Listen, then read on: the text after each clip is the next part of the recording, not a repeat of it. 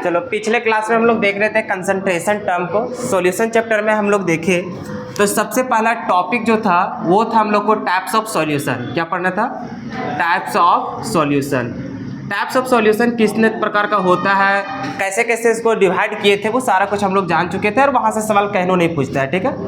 उसके बाद हम लोग को जो सेकेंड टॉपिक था वो था कंसंट्रेशन टर्म। अब ये कंसंट्रेशन टर्म क्या होता है तो हम लोग देखे थे कि कोई भी सॉल्यूशन में या फिर कोई भी सॉल्वेंट में कितना अमाउंट प्रेजेंट है किसका, सॉल्यूट का, उसको डिटरमाइन करने का, मेजरमेंट करने का तरीका है। क्लियर है? उसके बाद देखे थे कि कंसंट्रेशन टर्म जो है वो 9 तरह का हम लोग को पढ़ना है। कौन कौन? तो सबसे पहला जो था वो W/W परसेंटेज था। अब ये W/W परसेंटेज का जो फॉर्मूला होता था वो क्या होता था? तो ऊपर होता था वेट ऑफ सॉल्यूट और नीचे होता था हम लोग को वेट ऑफ सॉल्यूशन और इनटू क्या करते थे 100। बस शर्त यही था कि यहाँ पे जो भी वेट लेंगे वो किस में लेंगे, ग्राम में। मास परसेंटेज होता क्या था या फिर W/W परसेंटेज होता क्या था कि 100 ग्राम सॉल्यूशन में कितना ग्राम प्रेजेंट है हम लोग का सॉल्यूट, इसको जब डिटरमाइन करते हैं तो उस कंसंट्रेशन टर्म को क्या बोलते हैं, W/W परसेंटेज या फिर weight by wait percentage, mass by mass percentage. उसके बाद हम लोग देखे थे कि जब 100 ml सॉल्यूशन में कितना ग्राम प्रेजेंट है हम लोग को सॉल्यूट, तो उसको हम लोग क्या बोलते थे, W/V परसेंटेज। फॉर्मूला सेम था, ऊपर अगर W है तो ऊपर हम लोग क्या लिखते थे, तो वेट ऑफ सॉल्यूट लिखते थे, नीचे हम लोग क्या लिखते थे, वॉल्यूम है तो यहाँ पे लिखते थे हम लोग वॉल्यूम ऑफ सॉल्यूशन और इनटू करते थे 100। इसके लिए कंडीशन है कि वॉल्यूम जब भी लेंगे किस में लेंगे, ml में, वेट किस में लेंगे, ग्राम में। उसके बाद हम लोग देखे थे थर्ड पॉइंट जो था V/V परसेंटेज। ये क्या होता था कि 100 ml सॉल्यूशन में कितना ml हम लोग का सॉल्यूट प्रेजेंट है, तो यहाँ पे हम लोग इसका फॉर्मूला लिखते थे तो ऊपर होता था वॉल्यूम ऑफ सॉल्यूट और नीचे क्या होता था, वॉल्यूम ऑफ सॉल्यूशन और इनटू क्या होता था 100। उसके बाद फोर्थ जो पॉइंट हम लोग देखने गए थे वो था ppm बोलो, ppb बोलो। तो ppm देखे थे, ppm क्या था कि 1 मिलियन पार्ट्स सॉल्यूशन में कितना प्रेजेंट है कौन, सॉल्यूट, उसको जब फाइंड आउट करते हैं तो उस कंसंट्रेशन टर्म को क्या बोलते हैं, ppm बोलते हैं। और इसका फॉर्मूला कहीं ना कहीं मास परसेंटेज के जैसा ही होता है, बस यहाँ पे 100 की जगह में क्या होता है 10 के पावर 6 होता है। तो यहाँ पे फॉर्मूला हो जाता है हम लोग को वेट ऑफ सॉल्यूट और नीचे हो जाता है वेट ऑफ सॉल्यूशन और इनटू में कितना 10 के पावर 6। ये कहाँ से आता था, समझ में आ जाता था। उसके बाद हम लोग देखे थे नेक्स्ट पॉइंट वो था क्या चीज, ppb। ppb क्या था, तो सर जैसे यहाँ पे मिलियन पार्ट्स टुकड़ा में देखते थे, इसमें कितना देखते थे, बिलियन पार्ट्स में।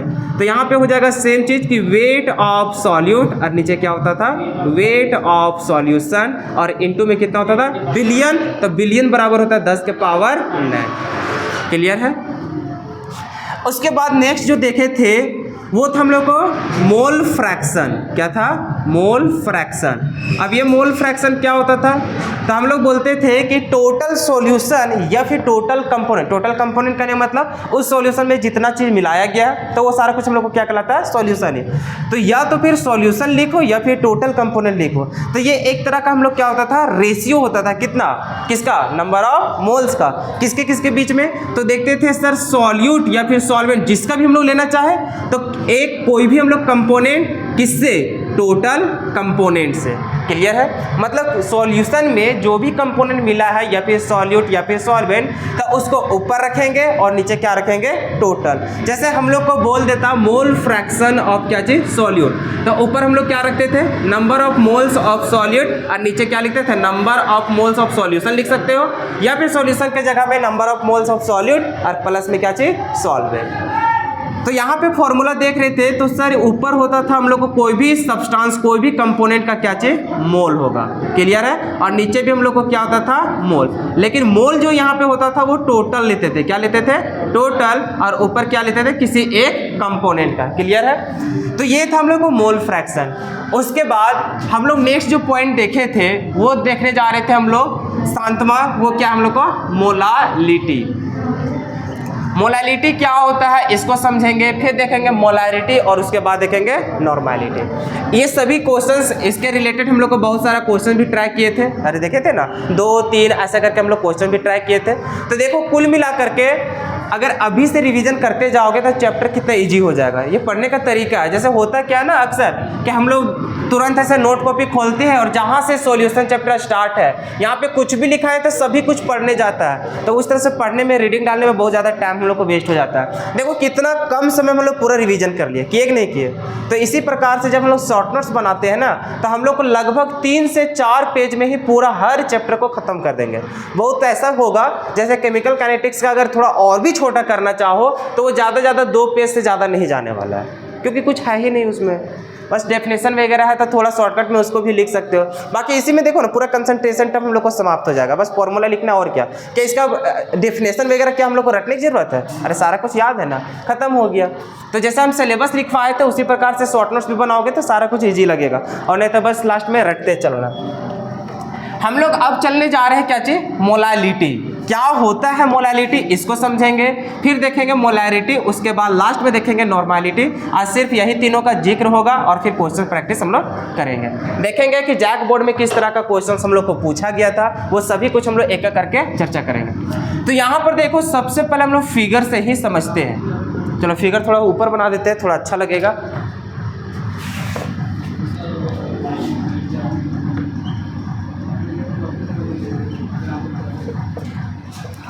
देखो अब जो 3 कंसंट्रेशन टर्म बचा है, मोलैलिटी, मोलैरिटी और नॉर्मैलिटी, तो यहाँ पर कहीं ना कहीं हम लोग नंबर ऑफ मोल्स के अकॉर्डिंग पढ़ेंगे। किसके अकॉर्डिंग, नंबर ऑफ मोल्स का। जैसे यहाँ पे हम लोग जिक्र कर रहे थे कि जैसे यहाँ पे सॉल्यूशन भी होगा, सॉल्वेंट भी होगा और क्या होगा, सॉल्यूट भी। तो जब हम लोग मोलैलिटी की बात करते हैं, ध्यान से याद रखिएगा कि कभी भी मोलैलिटी का बात होगा तो यहाँ पे 2 ही चीज का बात करते हैं। एक तो हम लोग बोलते हैं सॉल्यूट, किसका बात करते हैं, सॉल्यूट, और दूसरा जो बात करते हैं वो सॉल्वेंट का बात करते हैं। किसका बात करते हैं, सॉल्वेंट का।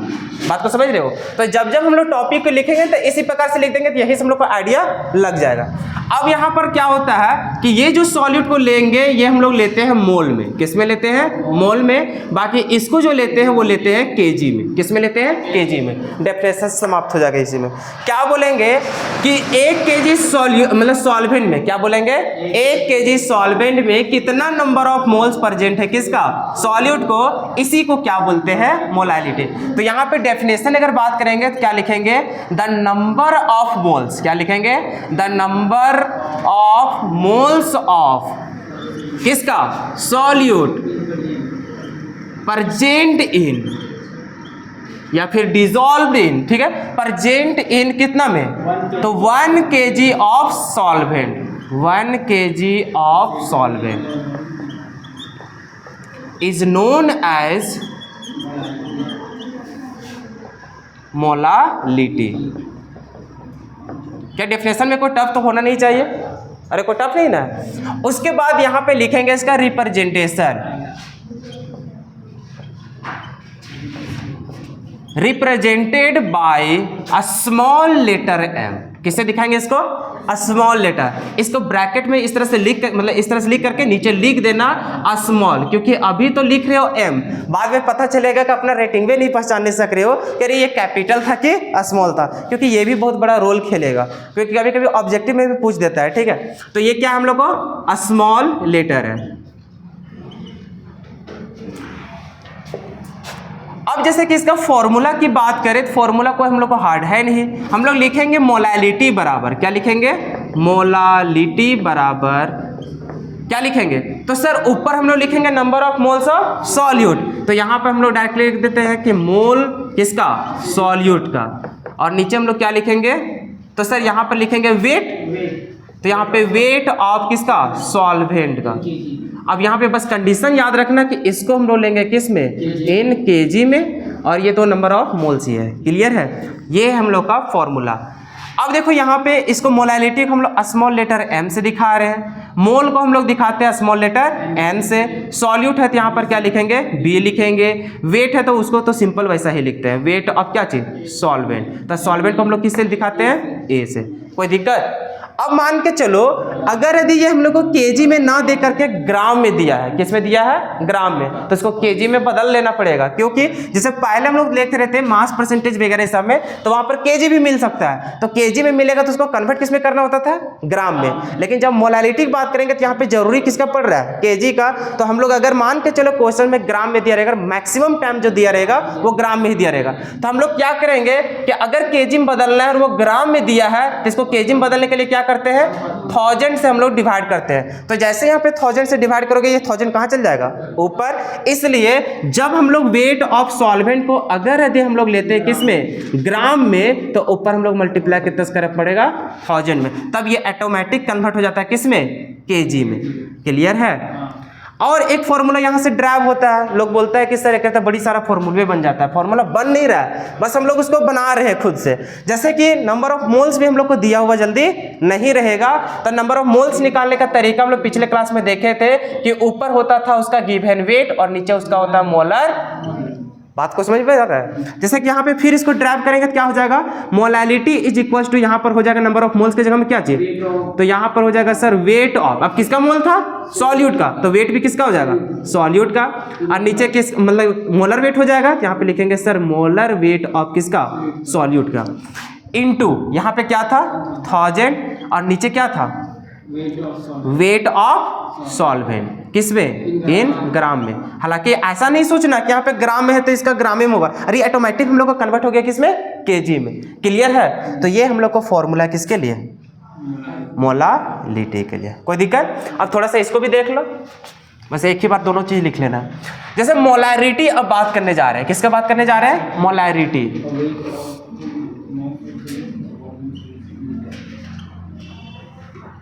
देखो इसका भी फिगर से अगर समझेंगे तो बहुत आसान है। जैसे कि मान के चलो यहाँ पे जब सॉल्यूशन बना है तो फिर से सॉल्यूट होगा और क्या होगा, सॉल्वेंट होगा, सॉल्यूशन भी होगा। लेकिन जब मोलारिटी की बात करते हैं ना, देखो वर्ड में कंफ्यूज मत होना, सिर्फ एक लेटर का कहानी है। यहाँ पर एल है और यहाँ पे क्या है, आर, लेकिन दोनों का अलग अलग मतलब है। इसमें किसका किसका चर्चा कर रहे थे, सॉल्यूट और सॉल्वेंट। यहाँ पर भी हम लोग बात करने वाले हैं किसका, सॉल्यूट का, किसका, सॉल्यूट का। और सॉल्यूट का जो बात करेंगे ये भी क्या चीज में, मोल में। लेकिन यहाँ पे जब मोलालिटी की बात करते थे किसका बात करते थे, सॉल्वेंट, और यहाँ पे बात करेंगे किसका, सॉल्यूशन का। किसका बात करेंगे, सॉल्यूशन। अब यहाँ पे जो सॉल्वेंट को लेते थे केजी में, यहाँ पे लेंगे लीटर में। किस में लेंगे, लीटर में, मतलब वॉल्यूम की बात होगा। अब देखो इसका डेफिनेशन, इसका डेफिनेशन होता है कि 1 लीटर सॉल्यूशन में कितना नंबर ऑफ मोल्स प्रेजेंट है, कौन, सॉल्यूट, उसको क्या बोलते हैं, मोलारिटी। मोलालिटी क्या बोलता था कि 1 केजी सॉल्वेंट में कितना नंबर ऑफ मोल्स प्रेजेंट है, किसका, सॉल्यूट का, उसको क्या बोलते थे, मोलालिटी। क्लियर है। तो इसका डेफिनेशन कुछ नहीं, जैसे इसका लिखे हो ना एकदम डिट्टो रहेगा, बस यहाँ पे जो लिखे हो 1 केजी ऑफ सॉल्वेंट, यहाँ पे लिखेंगे 1 लीटर ऑफ सॉल्यूशन।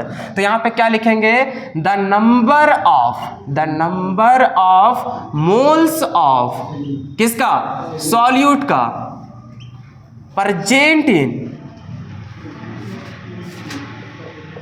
कितना में,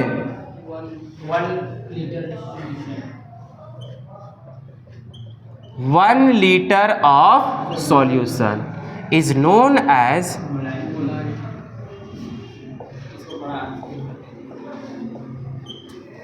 अब देखो जैसा यहाँ पे लिखो, देखो हो बहुत सारा कुछ लिख रहे हैं, बस यहाँ पे मोलालिटी था, यहाँ पे क्या बन गया, मोलारिटी।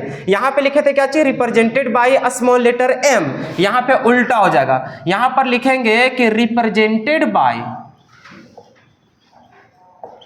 Capital letter M. किससे दिखाएंगे, कैपिटल लेटर।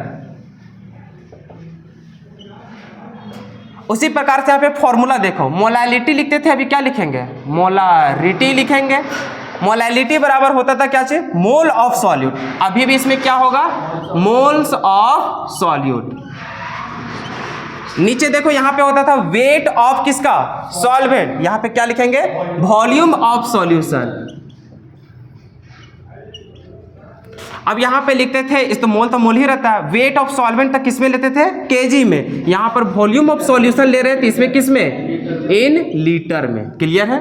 अब मान के चलो लीटर में नहीं दिया है, और मान के चलो मोल भी नहीं दिया है तब तो कन्वर्ट करना पड़ेगा। जैसे लीटर अगर मान के चलो ml में दिया तो ml वाला पुट करके उसमें क्या करेंगे 1000 से डिवाइड करना पड़ेगा, जो कि 1000 कहाँ चल जाता है ऊपर। और उसी प्रकार से मोल नहीं दिया तो मोल बराबर क्या लिखते हैं वेट और अपन में मोलर वेट। तो यहाँ पे डायरेक्टली हम लोग लिख सकते हैं कि कैपिटल लेटर m मतलब मोलैरिटी इज इक्वल्स टू मोल के जगह हम लिख सकते हैं क्या चीज तो वेट ऑफ सॉल्यूट और नीचे क्या लिखेंगे मोलर वेट ऑफ सॉल्यूट। ये तो मोल के बराबर हो गया।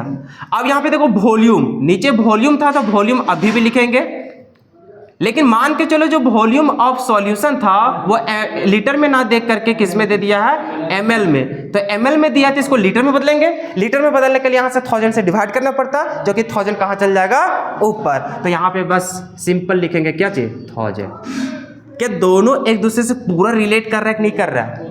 तो क्या याद करने में कोई दिक्कत होगा क्या? तो डेफिनेशन बस समझ जाओगे तो फिर खुद लिख लो। चलो इसको लिख लो। चलो अब हम लोग देखने जा रहे हैं क्या चीज नॉर्मालिटी। सबसे पहले ना हम लोग देख लेते हैं, पूरा थ्योरी वगैरह खत्म कर लेते हैं, उसके बाद हम लोग क्वेश्चंस की मदद से और समझेंगे। तो हम लोग चलने जा रहे हैं 9th, जो हम लोग को क्या है नॉर्मालिटी। सबसे पहले हम लोग डेफिनेशन वगैरह की बात कर ही लेते हैं। जैसे यहाँ पे मान के चलो ये है सॉल्यूशन, ठीक है। जैसे भी मोलैरिटी की बात कर रहे थे ना, जैसे मोलैरिटी की बात कर रहे थे तो यहाँ पर दो चीज़ की बात किए, एक तो था सॉल्यूट, क्या था सॉल्यूट, और लास्ट में क्या देखे सॉल्यूशन, यही ना देखे मोलैरिटी में। उसी प्रकार से नॉर्मैलिटी में भी देखेंगे तो यहाँ पर भी देखेंगे सॉल्यूट, क्या देखेंगे सॉल्यूट, और दूसरा जो पॉइंट देखेंगे वो क्या देखेंगे सॉल्यूशन।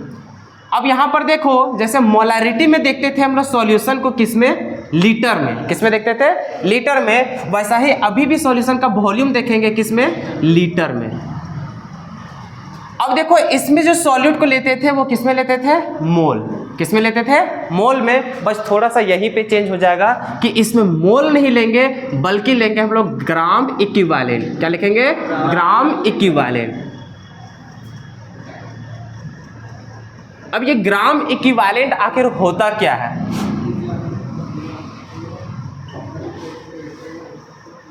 चलो नहीं इतना ही रहने दो, बाद में लिख देंगे।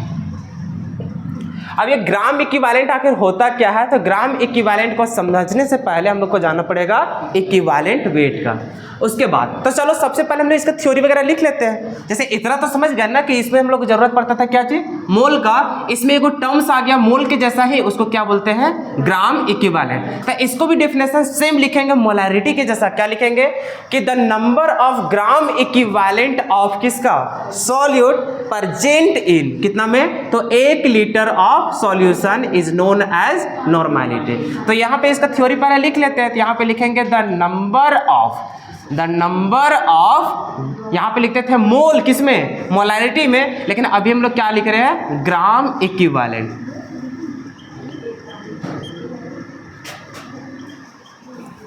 ग्राम equivalent of solute present in 1 litre of solution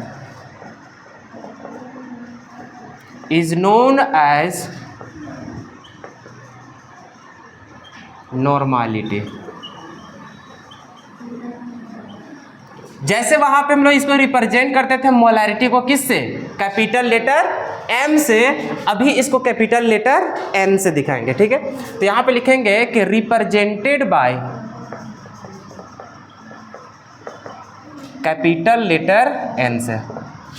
ये तो देखने से समझ में आ जाता है। एम में थोड़ा कंफ्यूजन होता है कि स्मॉल है कि कैपिटल, इसलिए उसको लिखा दे रहे थे, लेकिन इसमें तो देखने से ही पता चल जाता है क्या चाहिए कैपिटल में। उसके बाद इसका हम लोग फॉर्मूला की बात करते हैं नॉर्मैलिटी का।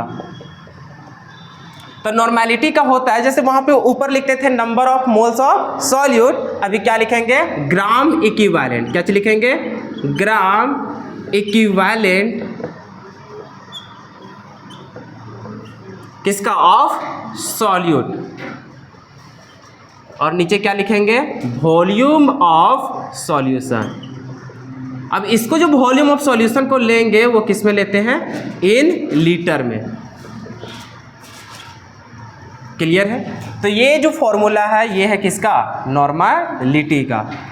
अब यहाँ पे रहा बात कि सर ये वॉल्यूम के बारे में तो जिक्र समझ में आ गया, जैसे अभी ml में भी रहेगा तो ऊपर क्या कर देंगे 1000 से मल्टीप्लाई, हम लोग को लीटर में कन्वर्ट हो जाएगा।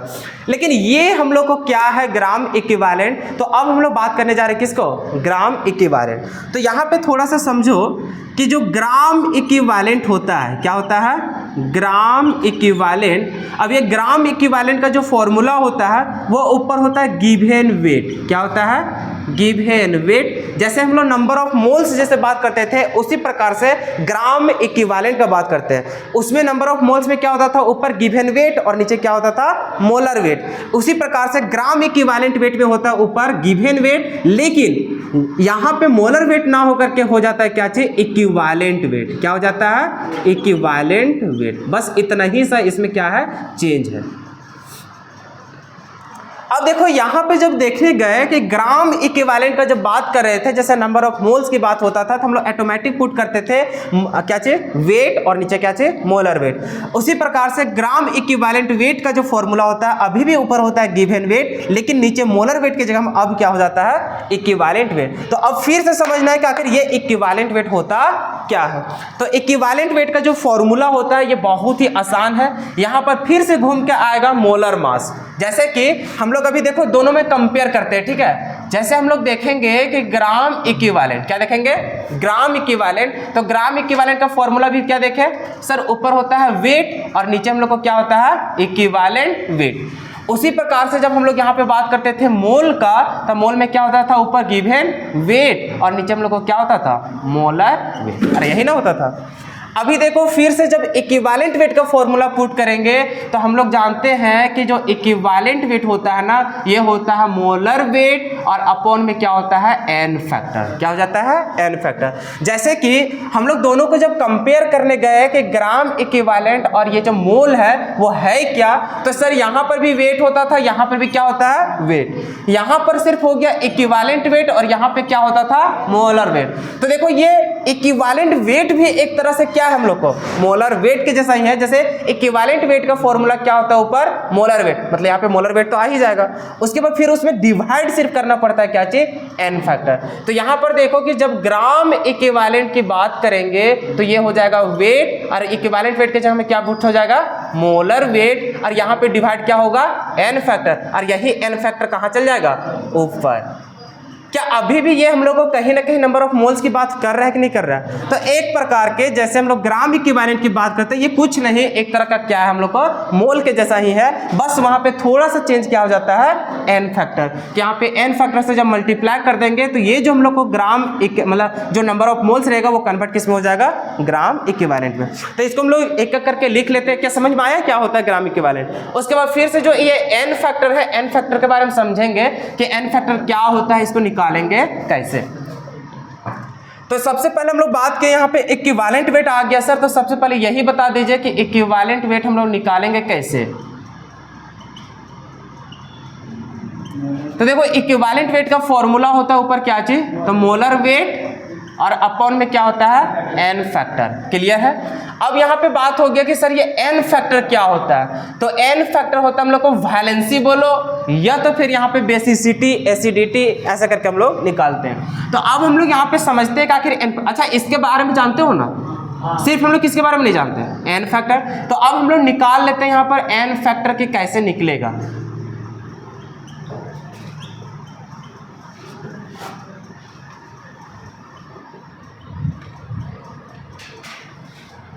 तो देखो यहाँ पे एन फैक्टर हम लोग तीन कंडीशन के लिए जाते हैं, एक एसिड के लिए, बेस के लिए और किसका, साल्ट के लिए। तो हम लोग सबसे पहले जाते हैं एसिड के लिए। किसके लिए जाते हैं, एसिड के लिए, फॉर एसिड्स। अब समझते पहले कि एसिड्स में एन फैक्टर क्या कहलाता है। तो कोई भी एसिड को हम लोग एसिड क्यों बोलते हैं, एसिड सर इसलिए बोलते हैं क्योंकि उन लोग H+ रिमूव करता है। तो कहने का मतलब कभी भी उसको हम लोग हाइड्रोलाइसिस करते हैं, कोई भी चीज यहाँ पे रहेगा, जैसे मान के चलो A B है या फिर मान के चलो ऐसा है HCl, क्या चीज है, HCl। जैसे इसको वाटर में डिसॉल्व करेंगे तो ये तुरंत डिसोसिएट होकर के बना देगा H+ और क्या बना देगा, Cl-। तो कोई भी जैसे अभी ले लेते हैं हम लोग H2SO4 सल्फ्यूरिक अम्ल को, तो ये हम लोग को क्या हो जाता है, तो 2 को हम लोग H प्लस देगा और हम लोग को बना देगा SO4 2 माइनस। तो इन लोग को हो क्या रहा है कि जैसे वाटर में डिजोल्व करते तो इन लोग क्या देता है H प्लस, क्या देता है H प्लस। तो वैसा कंपाउंड या फिर वैसा मॉलिक्यूल जो वाटर में डिजोल्व करने के बाद हम लोग को क्या देता हो H प्लस, तो वैसे ही कंपाउंड को, वैसे ही मॉलिक्यूल को क्या बोलते हैं हम लोग एसिड बोलते हैं। क्या बोलते हैं एसिड। अब एसिड के कहानी में कैसे हम लोग एन फैक्टर को बताएंगे या फिर एन फैक्टर क्या होता है। तो एन फैक्टर एक तरह का जो हम लोग H प्लस यहाँ पे रिमूव हो रहा है, तो उसी का क्या बताता है संख्या, कि कोई भी एसिड जब हम लोग उसको वाटर में डिजोल्व करते हैं तो वाटर में डिजोल्व करने के बाद वो कितना H प्लस आयन फर्निश कर रहा है या फिर H प्लस आयन कितना हम लोग को डोनेट कर रहा है। क्या बात समझ में आया। कहने का मतलब जैसे हम लोग बात करेंगे HCl और HCl के लिए जैसे हम लोग एन फैक्टर की बात करेंगे, जहां जहां एन फैक्टर आया किसके लिए एसिड के लिए, तो तुरंत ये बताता है कितना यहां से H प्लस मिलेगा, कितना यहां से H प्लस मिलेगा। तो वही H प्लस की संख्या को हम लोग क्या बोलेंगे एन फैक्टर। क्लियर है यहाँ तक।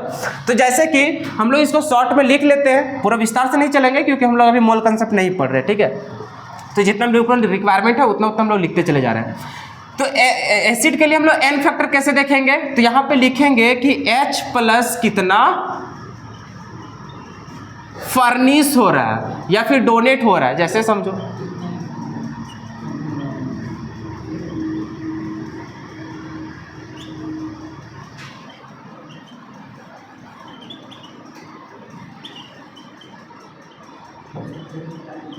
क्या समझ में आ जाएगा कि एन फैक्टर एसिड के लिए कैसे पहचानेंगे कि वो H मतलब वो एसिड H प्लस कितना फर्निश कर रहा है या फिर कितना H प्लस हम लोग को डोनेट कर रहा है। जैसे कि एग्जांपल के तौर पर हम लोग देख लेते हैं, हम लोग बात कर लेते हैं HCl। किसका बात कर लेते हैं HCl। तो जैसे इसका देखेंगे डिसोसिएट करने के बाद हम लोग को बनाता है H प्लस और क्या बनाता है Cl माइनस। तो बताओ यहाँ पे अगर हम लोग बात करेंगे एन फैक्टर, तो बता कितना हो जाएगा 1। कितना हो जाएगा 1। कैसे वो समझ में आ गया। उसी प्रकार से हम लोग ले लेते हैं H2SO4। तो देखो H2SO4 का कभी अगर ऑप्शन में दिया है, जैसे ये सब अभी नहीं देगा लेकिन आगे चल कर कभी फंसा दे कि H2SO4 का एन फैक्टर कितना होता है, तो इसका दोनों होता है, एक भी होता है 2 भी होता है। जैसे स्टार्टिंग में ये टूटता है हम लोग का H प्लस और बनता है HSO4 माइनस के रूप में सबसे पहले। बात को समझ रहे हो। तो इसका एन फैक्टर क्या हो जाएगा 1। लेकिन फिर से ये हम लोग को क्या होता है डिसोसिएट होता है, और डिसोसिएट करने के बाद ये वाला भी जो H प्लस है वो भी क्या होता है निकल जाता है। अगर ऑप्शन में दुइयों रहे तब दोनों को मारना है, और नहीं तो सिर्फ और सिर्फ हम लोग क्या बोलेंगे कि 2 को यहाँ से क्या निकलता है H प्लस और बाकी क्या निकलेगा SO4 2 माइनस। अब बताओ कि इसके लिए कि एन फैक्टर कितना होगा 2 होगा।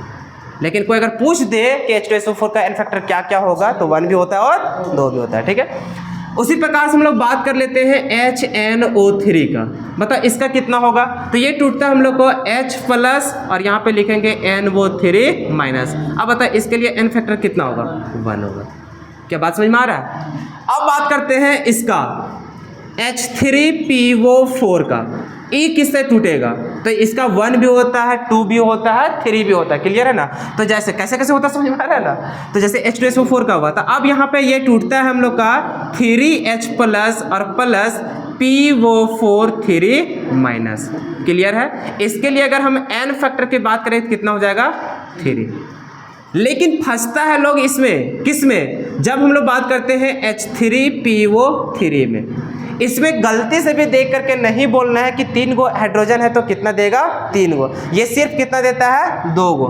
तो यहाँ पे जाओगे तो ये टूटता है हम लोग को 2H प्लस और टूटता है PO3 2 माइनस में। इसका जब बात करोगे एन फैक्टर, तो एन फैक्टर कितना होता है 2। अब सर हम लोग पता कैसे चल रहा है कि जैसे यहाँ पे 3 गो था तो 3 गो लिखते रहते हैं, 3 गो था तो यहाँ पे 2 बता दिए, यहाँ पर 1 था तो 1 लिखे, 2 था तो 2 लिखे, 1 था तो 1। तो सर सभी में तो लगभग हम लोग को जितना था उतना हम लोग लिख रहे थे, लेकिन इसमें कहानी क्या हो गया। तो क्या कहानी हुआ अभी बात करेंगे, इतना पहले लिख लो। अब देखो आखिर कहानी क्या हुआ था ये H3PO3 में, कि यहाँ पे 3 होना चाहिए था लेकिन हुआ कितना 2। तो उसके लिए थोड़ा सा हम लोग को नॉलेज होना पड़ेगा, यहाँ पे रखना पड़ेगा किसका, तो केमिकल बॉन्डिंग का। किसका, केमिकल बॉन्डिंग। ये जो केमिकल बॉन्डिंग चैप्टर है इसको इसलिए पढ़े थे ताकि हम लोग कोई भी मॉलिक्यूल में पता चल सके कि वो किस तरह का बॉन्ड बनाता है या फिर कितना बॉन्ड बनाता है। बात को समझ रहे हो? जैसे कि अभी हम लोग बात करें H2SO4 का, किसका बात करें? H2SO4 का। तो इसका जब स्ट्रक्चर्स देखने जाते हैं तो हम लोग, अच्छा एक चीज़ और, हम लोग यहाँ पे दो चीज कंपाउंड के बारे में जानते हैं, एक होता है सल्फर और एक होता है फास्फोरस। सिर्फ यही दो ऐसे हैं जो इसके साथ कभी भी अगर ऑक्सीजन दिखे, चाहे एक दिखे, दो दिखे, तीन दिखे, उसमें से एक कम से कम एक ये तुरंत अपने में क्या कर लेगा? चिपका लेगा। किसके साथ? डबल बॉन्ड के साथ। उसी प्रकार से फास्फोरस भी क्या करता है? डबल बॉन्ड के साथ। बाकी और भी जितना भी ऑक्सीजन रहेगा हो सकता है वो डबल बॉन्ड बना भी सकता है, नहीं भी बना सकता है। उसके बाद एक कंसेप्ट और पढ़ाए थे हाइड्रोजन के बारे में कि हाइड्रोजन सदैव किससे जुड़ना चाहता है? ऑक्सीजन से। अगर ऑक्सीजन नहीं है या फिर नहीं बचा तब मजबूरन जाके वो सेंट्रल एटम से जाकर के जुड़ता है, और नहीं तो जब तक दिख रहा ऑक्सीजन तो ये हमेशा किसके साथ जुड़ना चाहेगा? ऑक्सीजन के साथ। जैसे कभी देख रहे थे H2SO4 का स्ट्रक्चर्स, H2SO4 का स्ट्रक्चर्स तो कैसे बनाते हैं? सल्फर दिखा और यहाँ पे क्या दिखा? ऑक्सीजन। तो सल्फर हमेशा चाहता है कि एक के साथ कितना बनाने का? Double bond. तो एक के साथ तो डबल बॉन्ड बना लिया, बाकी जो कितना ऑक्सीजन बचा? 3 गो। तो 3 गो किसी भी तरह से बना लो। अभी सबसे पहले क्या बनाएंगे? सिंगल। डायरेक्टली डबल बनाना नहीं है, एक ही ऑक्सीजन के साथ सिर्फ डबल बनाना। बाद में डिसाइड करेंगे कि अगर इसके साथ कुछ नहीं जुड़ा तब ये क्या बना लेगा? डबल। अब हाइड्रोजन कितना दिख रहा है? 2 गो। तो हाइड्रोजन हमेशा किसके साथ जुड़ना चाहता है? ऑक्सीजन के साथ। तो यहाँ पे हम लोग जोड़ देंगे हाइड्रोजन, इसके साथ जोड़ देंगे हाइड्रोजन। अब क्या हाइड्रोजन बचा? क्या ऑक्सीजन अभी भी एक बचले था। अब ऑक्सीजन बनाता है कितना बॉन्ड? 2। बनाया कितना है? 1। तो अब ये मजबूरन यहाँ पे कितना बना लेगा? Double bond. तो ये जो स्ट्रक्चर्स है ये किसका स्ट्रक्चर है? H2SO4। उसी प्रकार से हम लोग बात कर रहे हैं किसका? HNO3 का। तो जब हम लोग HNO3 का बात करेंगे तो बता सेंट्रल एटम कौन होगा? नाइट्रोजन। कौन होगा? नाइट्रोजन। HNO3। तो यहाँ पे हो जाएगा नाइट्रोजन। क्या नाइट्रोजन ऑक्सीजन के साथ डबल बॉन्ड बनाता है? क्या बना भी सकता है, नहीं भी, लेकिन ये नहीं जरूरी है कि ये कंपलसरी कि उसके साथ बनाएगा ही। तो हम लोग सबसे पहले जितना भी ऑक्सीजन है इसको हम लोग क्या कर लेते हैं? बना लेते हैं। अभी कितना ऑक्सीजन दिख रहा है? 3 गो। तो 3 गो ऑक्सीजन हम लोग क्या कर लिए? इसको बना लिए। अब बताओ हाइड्रोजन भी दिखा। हाइड्रोजन सदैव किससे जुड़ना चाहता है? ऑक्सीजन के साथ। किसी के भी साथ जोड़ दो, मान के चलो यहाँ पे हम ऑक्सीजन के साथ जोड़ लिए। अब यहाँ पर देखो ऑक्सीजन तो डबल बॉन्ड बना लिया, ये ऑक्सीजन क्या बनाया है? क्या नहीं। नाइट्रोजन कितना बनाता है? ज़्यादा से ज़्यादा वो 4 बना सकता है। कितना बना सकता है? 4 गो। वो भी 4 तब बनाएगा जब ये कोऑर्डिनेट बॉन्ड बनाएगा, और नहीं तो वो मैक्सिमम कितना बनाता है? 3। तो क्या 3 वो बना चुका है? बना चुका है। क्या ये ऑक्सीजन के पास पूरा कंप्लीट हुआ है? क्या नहीं। तो अगर कंप्लीट नहीं हुआ है तो इसके पास तो अभी एक तो बचले हैं इलेक्ट्रॉन। अब बता इसको तो डबल तो बनाना ही पड़ेगा, और अगर ये डबल बना लेगा तब ये कहानी क्या करेगा? अब यहाँ पर समझो कि अगर यदि हम लोग यहाँ पे डबल बॉन्ड बना लेते हैं, क्या कर लेते हैं? डबल बॉन्ड बना लेंगे इसके साथ, तो अब होगा क्या? सर इसके पास तो 4 गो हो गया। क्या हो गया? 4 गो। तो तुरंत इसके पास क्या बैठ जाएगा? प्लस। क्या बैठेगा? प्लस। अब होता क्या है कि जैसे इसके पास प्लस गया ये तो खुश है, लेकिन अब ये जो ऑक्सीजन है, ऑक्सीजन के पास तो एक एक बॉन्ड है। अब ये क्या करता है? बाहर से अपना क्या करता है? एक इलेक्ट्रॉन यूज करता है। क्या करता है? एक इलेक्ट्रॉन यूज करता है। तो इसलिए इसके पास होता क्या है? नेगेटिव। क्या होता है? नेगेटिव। और यही जाकर के इसके साथ क्या करता है? कोऑर्डिनेट बॉन्ड का फॉर्मेशन करता है। कहने का मतलब, या फिर वैसे समझना है तो वैसे समझो, या फिर ऐसे समझो सिंपल, कि जैसे यहाँ पे ऑक्सीजन है तो ऑक्सीजन के पास कितना होता है? 6। कितना होता है? 6। अब ये जो दोनों इलेक्ट्रॉन है किसका? ऑक्सीजन का। किसका है? ऑक्सीजन का। अब यहाँ से हालांकि इसके पास जब देखोगे तो ये हम लोग को ये कोऑर्डिनेट बॉन्ड किधर से किधर बनेगा?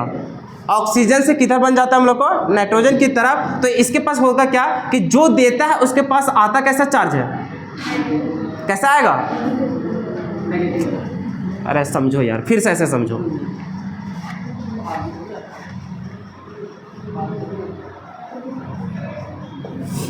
अभी हम लोग बात किए ऑक्सीजन का। किसका बात करते हैं? ऑक्सीजन का। ऑक्सीजन सिंपल इतना समझ जाओ कि ऑक्सीजन इसके पास जाकर के क्या बनाता है? Coordinate bond. क्या बनाता है?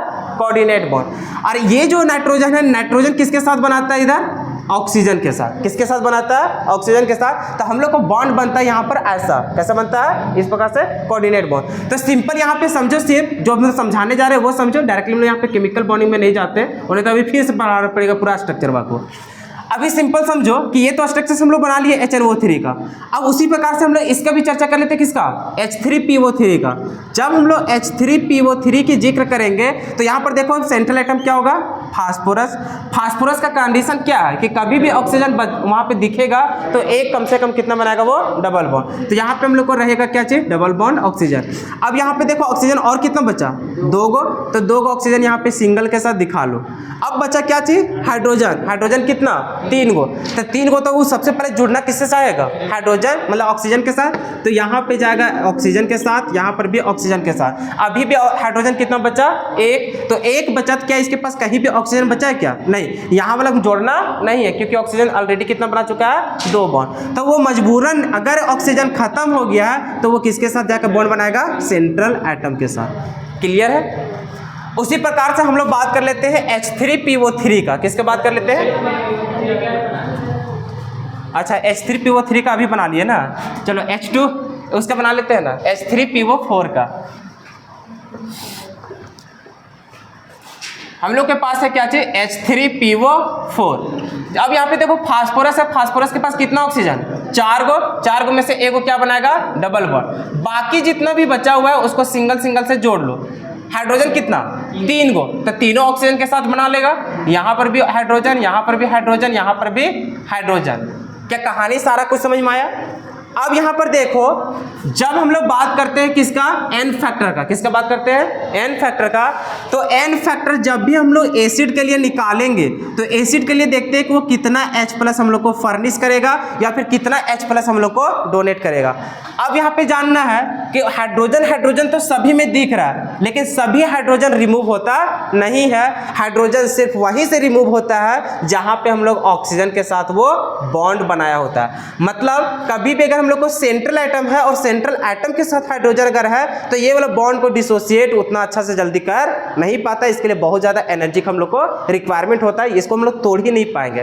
तो ये बॉन्ड को नहीं तोड़ पाते हैं तो बता क्या ये निकलेगा क्या, नहीं। लेकिन यहाँ वाला हम लोग इजिली क्या करते हैं, H+ को रिमूव करवा सकते हैं। तो कभी भी एसिड जब रहता है तो वो वहीं से H+ डोनेट करता है जहाँ पे वो ऑक्सीजन के साथ क्या बनाया रहता है, बॉन्ड। तो यहाँ पे बता ऑक्सीजन के साथ कितना बॉन्ड बनाया हुआ है, 2 गो। तो इसलिए H3PO3 में 3 गो हाइड्रोजन ना निकल करके कितना हाइड्रोजन निकलता है, 2 गो। तो यहाँ पर जैसे हम लोग बात करेंगे तो यहाँ पे 2 गो क्या निकल रहा है, H+। कितना निकल रहा है, 2 गो H+।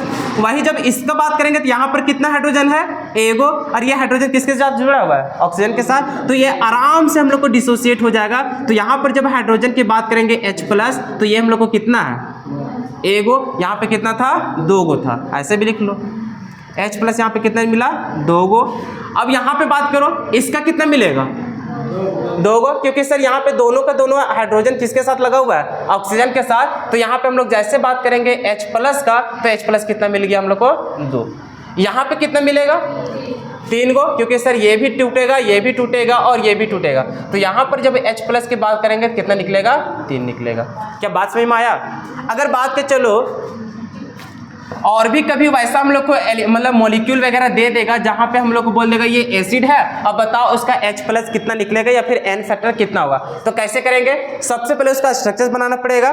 स्ट्रक्चर बनाने के बाद हमेशा याद रखना कि H+ रिमूव वहीं से होगा जहाँ पे वो किसके साथ जुड़ा हुआ हो, ऑक्सीजन के साथ। सेंट्रल एटम के साथ जुड़ा रहेगा तो वहाँ पे कभी भी निकलता नहीं है। तो ये था एन फैक्टर किसके लिए, एसिड के लिए। एक बार स्ट्रक्चर भी बना लो और यहाँ पे लिख लो कि उसका H+ कैसे कैसे निकल रहा है। उसके बाद हम लोग देखेंगे एन फैक्टर किसके लिए, बेस के लिए। इतना लिख लो, पहले छाप लो, इसको स्ट्रक्चर बना लो ना। चलो अब हम लोग देखने जा रहे हैं एन फैक्टर किसके लिए, बेस के लिए। अच्छा उससे पहले थोड़ा सा समझ लो, फिर HNO3 का बात कर ही लो, समझ लो फिर से। जैसे इतना जानते हैं ना कि नाइट्रोजन होता है सेंट्रल एटम होता है ना, क्योंकि सर इनमें से अगर साइज की बात करेंगे साइज सबसे बड़ा किसका होता है, नाइट्रोजन का। अच्छा नाइट्रोजन के पास इलेक्ट्रॉन कितना होता है, 5 होता है। अरे जानते हो कि नहीं जानते हो, सर जब नाइट्रोजन जानते हैं कि नाइट्रोजन का एटॉमिक नंबर 7 होता है, जैसे कन्फिग्रेशन करते हैं 2 और कितना होता है 5 होता है, यही तो हम लोग वैलेंस इलेक्ट्रॉन होता है। और जब जब हम लोग स्ट्रक्चर्स बनाने जाते थे लेविस के अनुसार, तो वहाँ पे जितना इसके पास वैलेंसी रहता है वो सारा कुछ दिखाते थे। तो यहाँ पे बताओ 2 4 और एक क्या चीज 5, कोई दिक्कत? अब बताओ ऑक्सीजन कितना है 3 गो ऑक्सीजन हम लोग दिखा लेते हैं, कोई दिक्कत? अब 3 गो ऑक्सीजन दिखाए, अब हाइड्रोजन भी है, हाइड्रोजन सदैव किससे जुड़ना चाहेगा? ऑक्सीजन से। चलो यहाँ पे हाइड्रोजन दे देते हैं। हाइड्रोजन के पास 1 होता है, ऑक्सीजन के पास कितना होता है? 6 होता है। क्या 6 हम लोग दिखा चुके हैं? अब देखो ये हाइड्रोजन तो इधर से हम लोग को शेयर कर लेगा, ये ऑक्सीजन को भी देखेंगे तो ये भी देखो इसके साथ भी एक बॉन्ड बना लेगा, इधर से भी एक बॉन्ड बनाया है, तो इसका जब शेयरिंग को देखोगे तो इस प्रकार से इसका शेयर हुआ है। अब नाइट्रोजन का भी रहने देते हैं। अभी देखो ऑक्सीजन है, ऑक्सीजन के पास भी कितना इलेक्ट्रॉन होता है 6 गो। अरे इन लोग को अलग अलग से दिखा देते हैं, थोड़ा तो पता चलेगा, पहचान नहीं पा रहा है, इसको हटा देते हैं।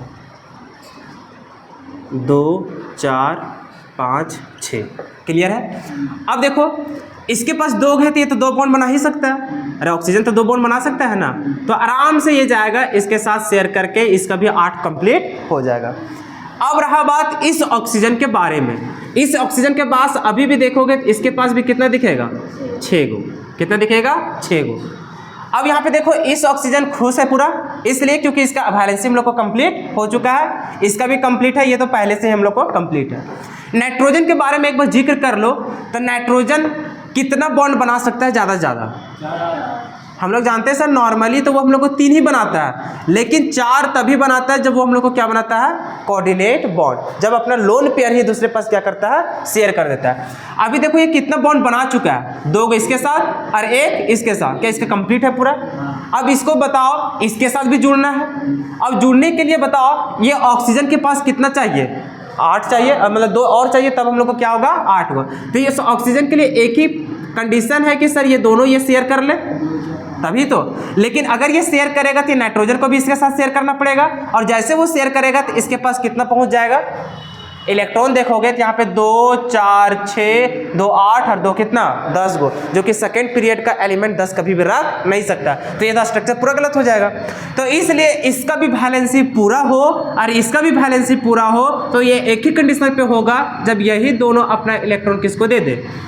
ऑक्सीजन को। किसको दे दे? ऑक्सीजन को। तो अब मान के चलो अगर ये दोनों के दोनों इलेक्ट्रॉन इसके पास चल जाए तो अब फिर होगा क्या इसका?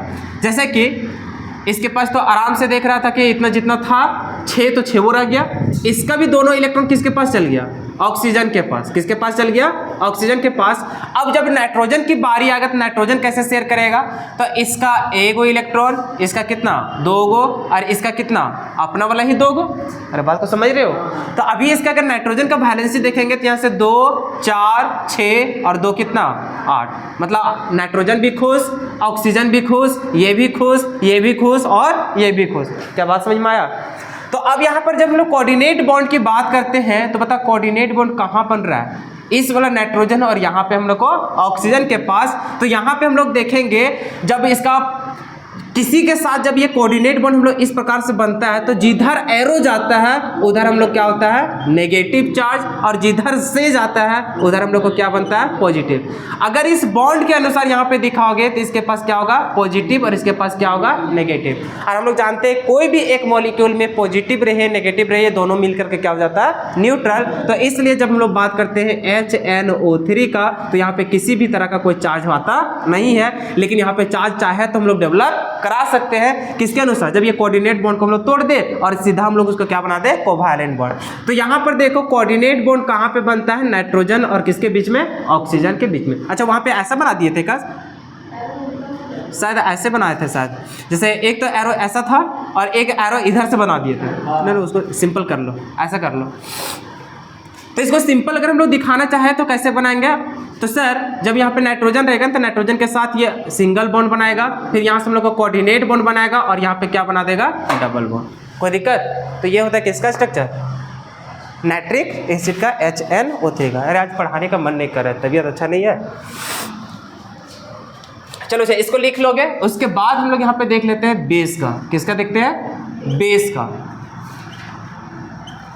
बेस में n फैक्टर कैसे देखेंगे, जैसे हम लोग एसिड में बात कर रहे थे तो एसिड में क्या देखते थे H प्लस कितना मिल रहा है, उसी प्रकार से बेस में हम लोग देखते हैं कि कितना यहाँ पे OH माइनस हम लोग को मिलेगा।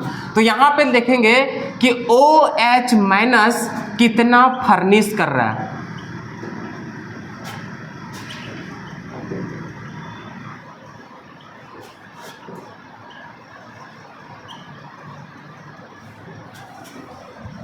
आज पूरा बस में सोते आए, पहला बार बरही माँ के उठे।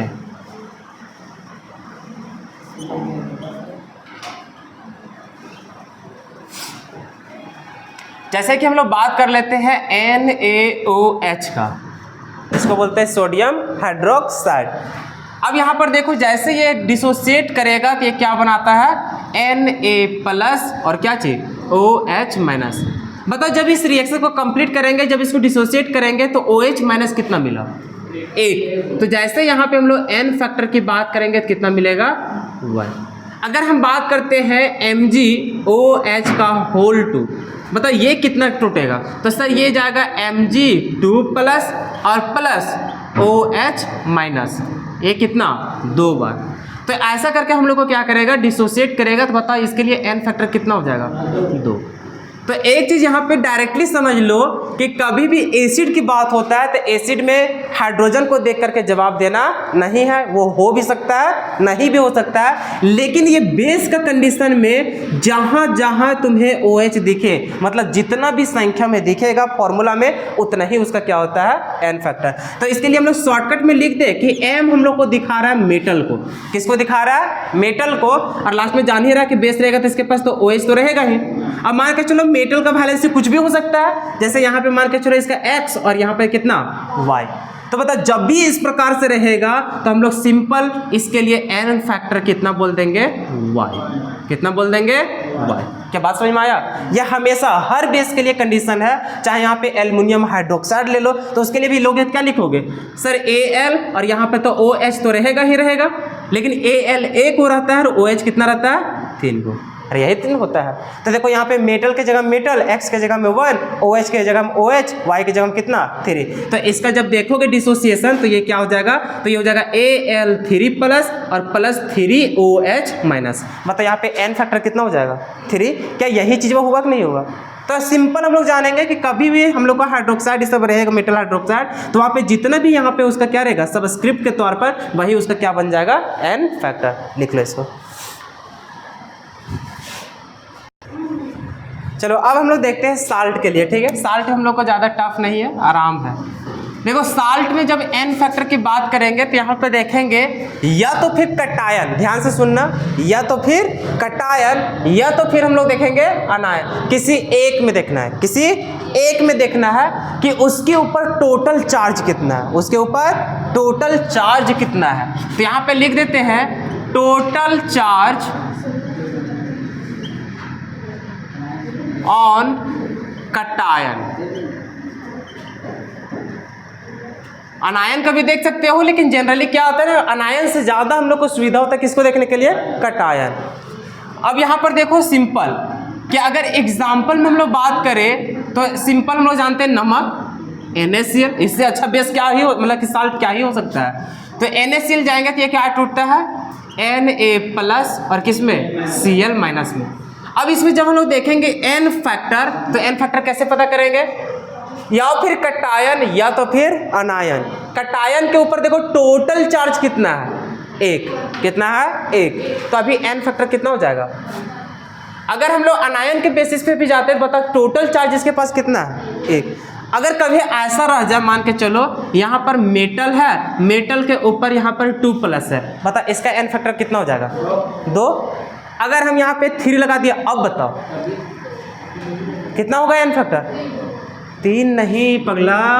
यहाँ पर देखो जब हम लोग एक रहता है तो इसके ऊपर कितना चार्ज है। अगर यहाँ पर हम 2 को ले लेते हैं M2 प्लस और M2 प्लस, यहाँ पर इस तरह से एक कंटेनर अब बना दिया, अब बोले एक कंटेनर में बता टोटल चार्ज कितना है, तब क्या बोलोगे 4 बोलोगे।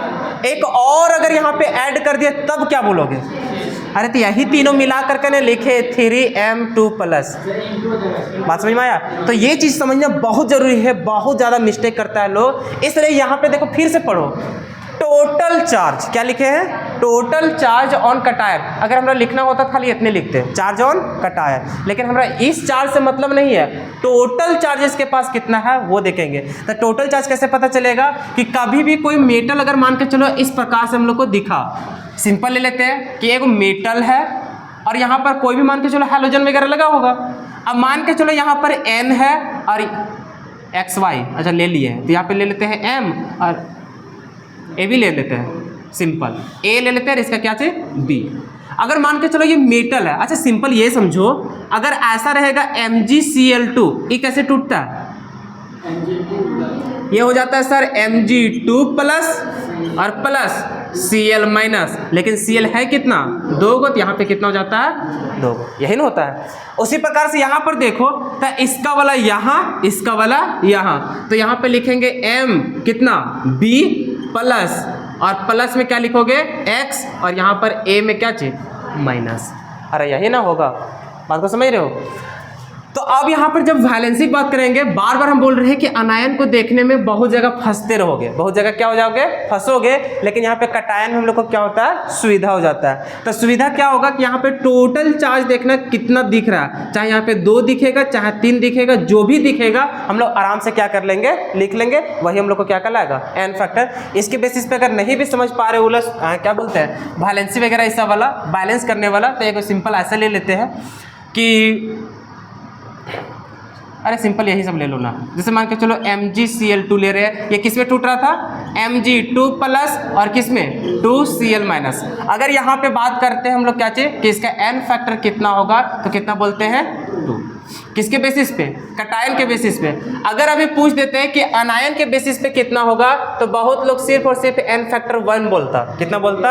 1, जो कि 1 तो सिर्फ एक में है, दोनों मिला करके कितना हो जाएगा? 2 माइनस। तो जब भी या फिर कटायन में देखो या तो फिर अनायन में देखो, तो इसके पास टोटल चार्ज कितना है वो सारा कुछ हम लोग क्या करते हैं? देखते हैं। इसलिए हम बोले कि सिर्फ और सिर्फ किसके ऊपर देखना? कटायन में, क्योंकि इसमें बैलेंस करने को उतना ज़्यादा जरूरी होता नहीं है। लेकिन जब जब यहाँ पे अनायन की बात करोगे तो उसमें कुछ ना कुछ यहाँ पे हम लोग को बैलेंस करने की जरूरत पड़ेगा। तो इसलिए इसको देखेंगे नहीं, डायरेक्टली यहाँ पे खाली चार्ज देखेंगे, लिख करके निकल जाएंगे। बात को समझ में आया? अगर मान के चलो अभी इसका बात करें तो AlCl3, सर यहाँ पे लिखेंगे Al3 प्लस और प्लस में कितना? 3Cl minus. बताओ n फैक्टर कितना हो जाएगा? 3 हो जाएगा। तो बताओ इसके बेसिस पे देख करके अच्छा लगा कि इसके बेसिस पे लिखने में अच्छा लग रहा है? कटायन के बेसिस पे इसमें जाओगे तो पता चलेगा जल्दबाजी में n फैक्टर सर हम लोग देखते थे चार्ज, और लिख करके आ जाओगे कितना? 1। गड़बड़ हो जाएगा ना, इसलिए हम लोग अनायन को जल्दी देखते नहीं। चलो लिख लो इसको। अब हम लोग चलेंगे पूरा फॉर्मूला में, इसको भी लिख ही लो।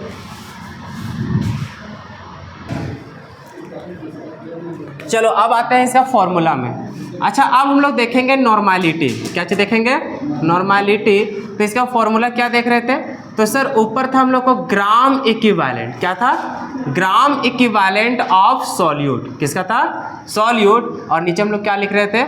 Volume of solution. अरे यही ना लिख रहे थे। और इसको ले रहे थे किस में? इन लीटर में। अगर मान के चलो वॉल्यूम लीटर में ना दे करके किस में दिया हो? ml में, तो हम लोग कैसे करेंगे?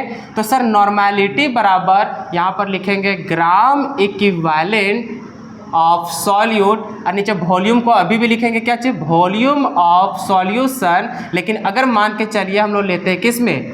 ml में, तो ml में लेंगे 1000 से डिवाइड करना पड़ेगा, जो 1000 कहाँ चल जाता है? ऊपर। अब मान के चलो ये तो हम लोग बिठा लिए, ग्राम इक्विवेलेंट भी नहीं दिया है, तो इसके लिए फिर अलग से निकालना पड़ेगा। अलग से ना निकाल करके आराम से हम लोग इसी में पुट कर देंगे, क्योंकि ग्राम इक्विवेलेंट का फॉर्मूला क्या जानते हैं? तो ऊपर वेट और नीचे क्या होता है? Equivalent weight. तो यहाँ पर चलेंगे नॉर्मलिटी इज इक्वल टू, तो ग्राम इक्विवेलेंट का फॉर्मूला क्या होता है? तो ऊपर होता है गिवन वेट, तो किसका? सॉल्यूट का हो जाएगा, और नीचे क्या हो जाएगा उसका? Equivalent weight. किसका? सॉल्यूट का ही हो जाएगा। ये किसके बराबर लिखे? ग्राम इक्विवेलेंट के बराबर। ऊपर इंटू कितना था? 1000, और नीचे डिवाइड क्या था? वॉल्यूम। तो यहाँ पे रहेगा वॉल्यूम ऑफ सॉल्यूशन, और यहाँ पे किस में ले रहे हैं हम लोग? ml में। अगर ml में ना लेकर के लीटर में लेंगे तो ये गायब हो जाएगा। समझ में आ रहा है ना? खेला करेगा पूरा तन यही चीज़। अब मान के चलो इक्विवेलेंट वेट भी नहीं दिया है, तो इक्विवेलेंट वेट का फॉर्मूला भी देखे कि मोलर वेट होता है और नीचे डिवाइड करते क्या चाहिए, एन फैक्टर। तो यहाँ पे हो जाएगा normality is equals to weight of solute और नीचे इक्विवेलेंट वेट के जगह हो जाएगा मोलर वेट ऑफ सॉल्यूट और इसी में डिवाइड करते थे क्या चीज, एन फैक्टर। तो एन फैक्टर यहाँ पे लिखो या फिर कहाँ लिख दो, ऊपर। तो यही चीज हम लोग उजा करके मल्टीप्लाई हो जाएगा यहाँ पे एन फैक्टर और इनटू में यहाँ पे कितना था 1000 और नीचे हम लोग को क्या है volume of solution in ml में। अब देखो यही सब फॉर्मूला देख करके अरे बचपन डर जाता है। अरे डरना थोड़ी है, यहाँ से शुरू होगा तो खुद अपने से ड्राइव नहीं कर लोगे, आराम से कर लोगे। अब देखो यहाँ पे ये तो हम लोग समझ गए। अब इसी की कहानी से हम लोग क्या आता है रिलेशन, क्या चीज पूछता है relation. Relationship between molarity and normality. अब देखो मोलारिटी और नॉर्मेलिटी के बीच में रिलेशन क्या है, तो हम लोग कदम रखेंगे नॉर्मेलिटी से। कहाँ रखेंगे, नॉर्मेलिटी से, क्योंकि नॉर्मेलिटी का जो फॉर्मूला होता है वो क्या होता है, तो अभी सर नीचे जो लिखे हैं यहीं से चलेंगे, ठीक है। क्या होता है वेट ऑफ सॉल्यूट और नीचे क्या होता है molar weight of solute into होता है यहाँ पर एन फैक्टर और इनटू फिर से होता है क्या चीज 1000 और नीचे क्या होता है volume of solution in ml। कोई दिक्कत तो नहीं होना चाहिए। अब देखो क्या ये एन फैक्टर को इधर लिखे यहाँ लिखे चाहे एक स्टेप आगे लिखे, खाली हम लोग को गुना कहाँ करना है ऊपर है। तो क्या इसको हम लोग ऐसे एक लाइन में और लिख सकते हैं कि नॉर्मेलिटी इज इक्वल्स टू यहाँ पे हो जाएगा वेट ऑफ सॉल्यूट और नीचे हो जाएगा हम लोग को molar weight of solute into 1000 और नीचे हम लोग को लिख देते हैं वॉल्यूम ऑफ सॉल्यूशन इन किसमें ml में और इनटू कर देंगे क्या चीज एन फैक्टर। देखो एन फैक्टर था पहले बीच में लिखा हुआ, इसको लिख दिए कहाँ पे साइड में, तो कोई दिक्कत होना नहीं चाहिए। अब बताओ हम लोग पढ़े थे मोलैरिटी, क्या चीज पढ़े थे मोलैरिटी। क्या मोलैरिटी बराबर हम लोग को फॉर्मूला होता था ऊपर नंबर ऑफ मोल्स और नीचे क्या होता था वॉल्यूम, अरे यही ना होता था। क्या हम लोग यहाँ पे देख सकते हैं कि वेट अपॉन में मोलर वेट, क्या यही हम लोग को नंबर ऑफ मोल्स कहलाता था। नीचे डिवाइड क्या चीज लिखा हुआ है वॉल्यूम ऑफ सॉल्यूशन। तो क्या हम लोग को कह सकते हैं कि इतना ही सारा जो फॉर्मूला था ये किसके लिए था मोलैरिटी के लिए। तो हम लोग यहाँ पे बोल सकते हैं कि यहाँ से नॉर्मेलिटी इज इक्वल्स टू क्या हो जाएगा मोलैरिटी और इनटू में क्या हो जाएगा एन फैक्टर। यहाँ थोड़ा कलर कर देते हैं ताकि पता चल जाएगा कि ये जो हम लोग लिखे हैं इसी को हम लोग क्या बोलते थे मोलैरिटी। क्या बात समझ में आया। तो ये हो गया हम लोग का फॉर्मूला और ये जो फॉर्मूला है वो बहुत ज़्यादा इंपॉर्टेंट है किसके लिए न्यूमेरिकल सॉल्व करने के लिए। अब देखो सवाल क्या रहेगा, बहुत सारा लैंग्वेज में फंसा देगा, लास्ट में कैलकुलेट करने के लिए बोल देगा नॉर्मेलिटी और क्या चीज मोलैरिटी। तो मोलैरिटी के लिए इतना सारा फॉर्मूला बिठाते थे और नॉर्मेलिटी के लिए देख लो इतना पूरा लगाना पड़ता था। तो दो बार यहाँ पे मेहनत ना करना पड़े इसलिए हम लोग ये रिलेशन को जानते हैं कि अगर गलती से हम लोग नॉर्मेलिटी भी निकाल लेते हैं तो मोलैरिटी निकल जाएगा, अगर मोलैरिटी निकाल लेते हैं तो क्या निकल जाएगा नॉर्मेलिटी। सिर्फ हम लोग को जानना क्या है एन फैक्टर, जो कि एन फैक्टर हम लोग निकालने के लिए सीख गए कि अगर मान के चलो हम लोग को H2SO4 भी रहा दिया हुआ तो क्या बोल देंगे इसका एन फैक्टर 2 बोल देंगे। अगर हम लोग को NaOH रहेगा तो बता इसका क्या होगा 1 होगा। अगर हम लोग को NaCl रहेगा तब क्या बोलेंगे, जान गए ना हम लोग। तो इस प्रकार से चलो लिख लो। देखो अब थोड़ा क्वेश्चंस को यहाँ पे देख लेते हैं क्योंकि इस प्रकार का DPP में भी सवाल मिलेगा और कहीं ऐसा ना हो कि कंसंट्रेशन टर्म से, क्योंकि आप देखो सिलेबस थोड़ा छोटा कर दिया आप, क्योंकि फिजिकल से भी रिड्यूस कर दिया था, थोड़ा क्वेश्चन थोड़ा लेवल बढ़ाने का प्रोबेबिलिटी बढ़ सकता है उसका भी। तो हो सकता है बोर्ड एग्जाम में इस प्रकार का सवाल अगर दिख जाए तो वहाँ पर घबराहट महसूस होगा, तो इसीलिए पहले ये सब क्वेश्चन को अटेम्प्ट किए हुए रहो। क्या बोला है मास परसेंटेज ऑफ किसका NaOH इन एक्वस सॉल्यूशन। अच्छा पहले बहुत सारे प्रवचन दे चुके थे, ये एक्वस सॉल्यूशन कहने का मतलब क्या समझे हो कि जो सॉल्वेंट होगा वो क्या होगा वाटर होगा। तो यहाँ पे बोला है कि मास परसेंटेज जो NaOH का है एक्वस सॉल्यूशन में वो कितना है 40। अच्छा ये मास परसेंटेज का मतलब क्या होता है W/W परसेंटेज, अरे यही ना होता है। तो W/W परसेंटेज कितना दिया हुआ है 40, कितना दिया हुआ है 40। अच्छा पहले इतना ही बता दो कि यहाँ से क्या क्या इन्फॉर्मेशन निकाल सकते हो। तो सर कभी भी इस तरह का परसेंटेज के तौर में दिया रहता था तो डायरेक्टली यहाँ पे निकाल लेते थे वेट ऑफ सॉल्यूट कितना निकल जाएगा 40 ग्राम।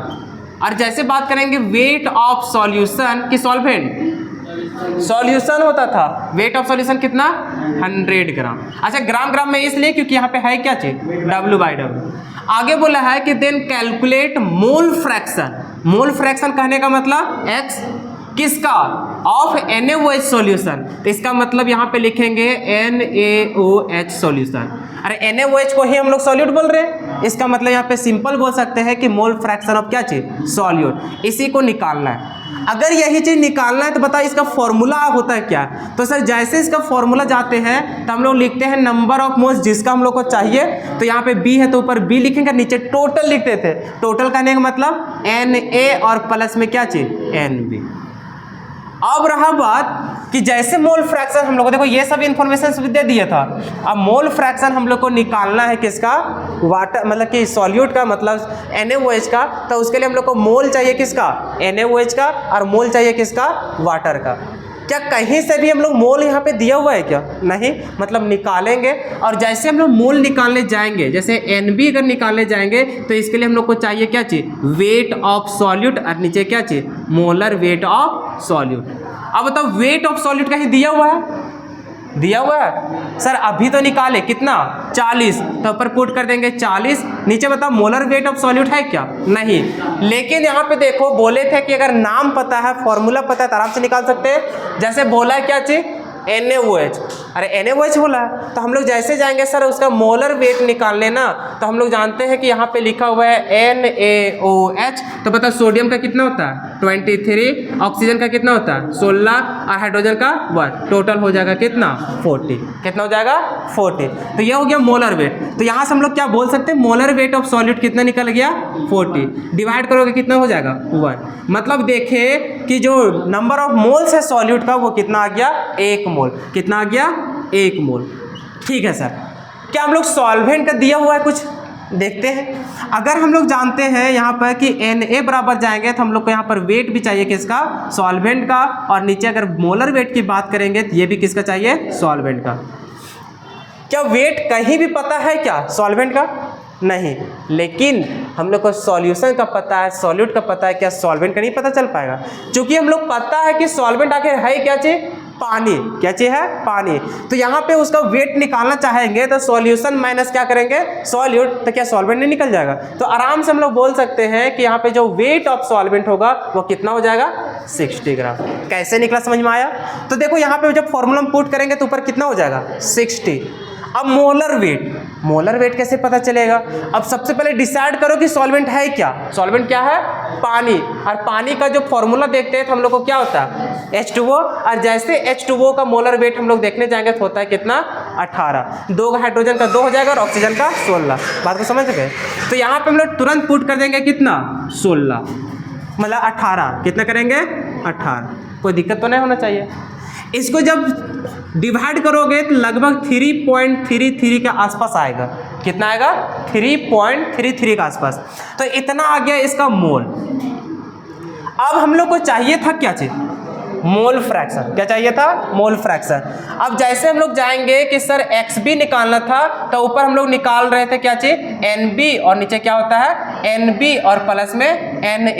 क्या हम लोग को NB पता चल गया, अरे पता चला 1, तो हम लोग पुट कर देंगे ऊपर 1, फिर NB में 1 प्लस Na कितना आ गया 3.33। अब यहाँ पे जब डिवाइड करोगे 1 अपर में 3 और 1 कितना हो जाएगा 4.33। इसको जाओगे तो अप्रॉक्सीमेटली जो आंसर आएगा वो आएगा 0.2309।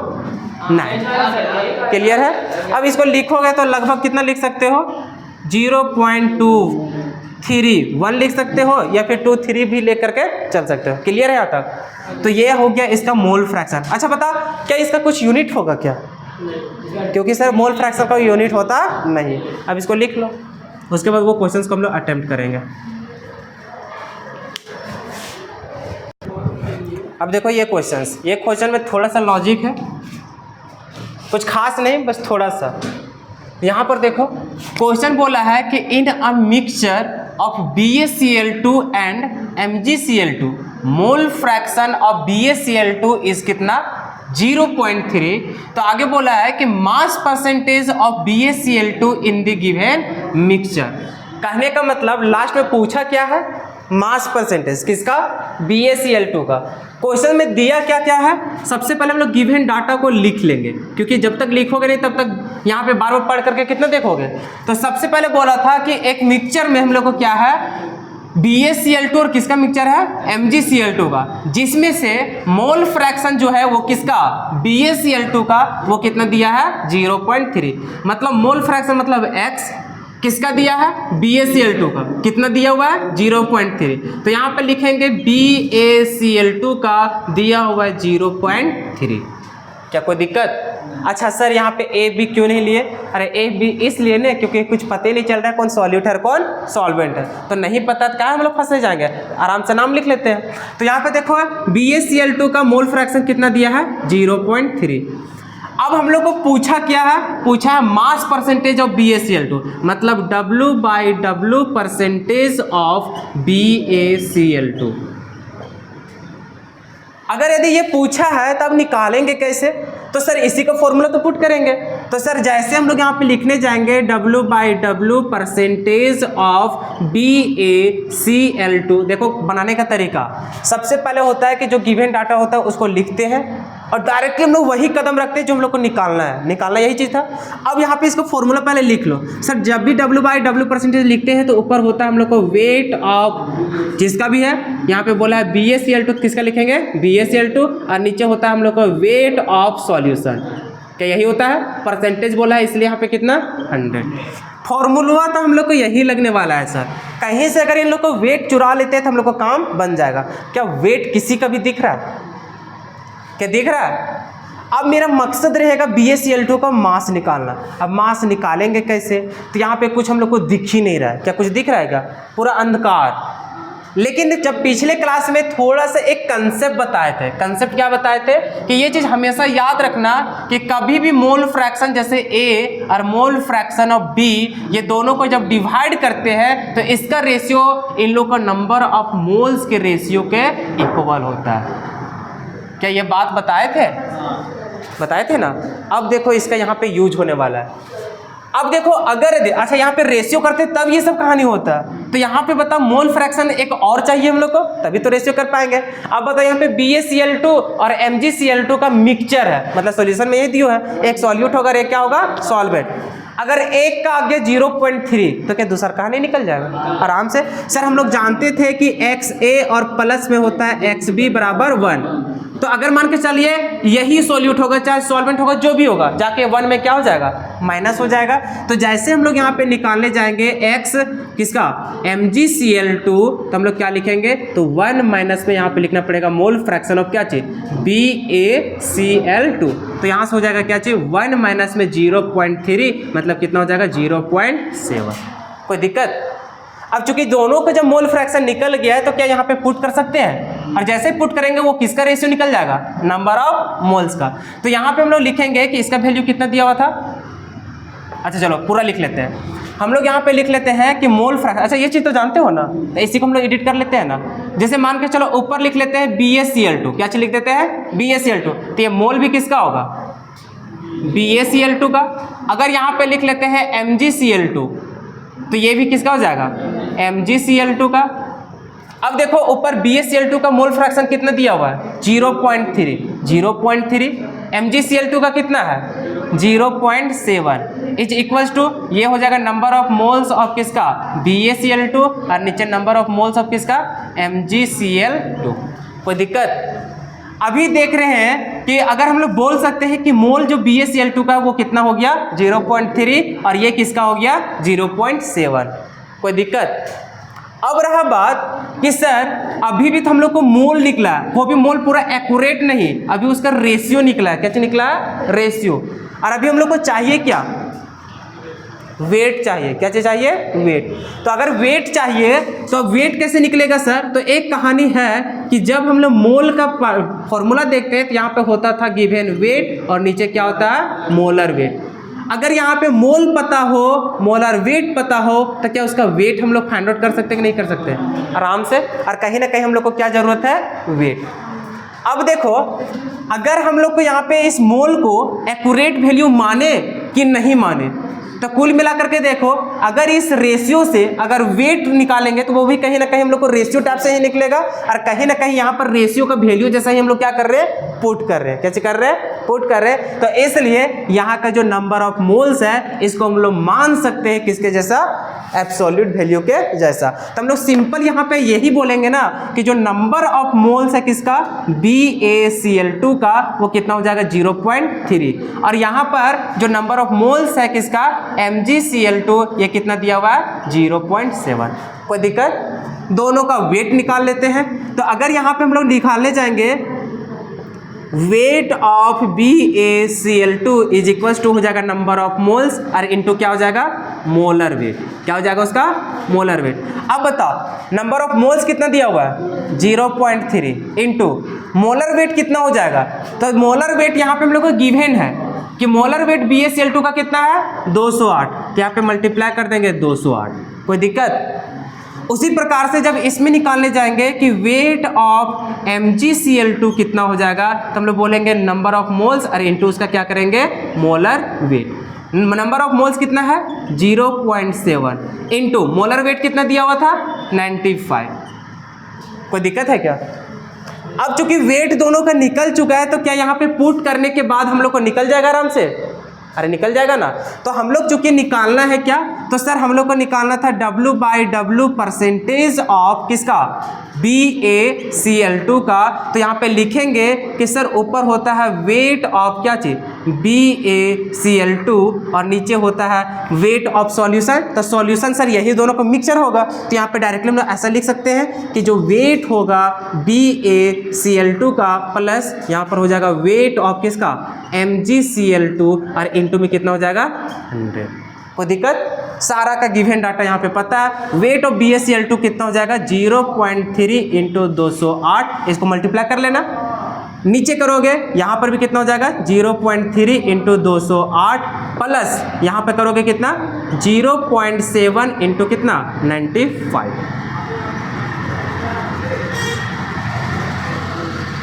और इनटू में कितना करोगे? 100।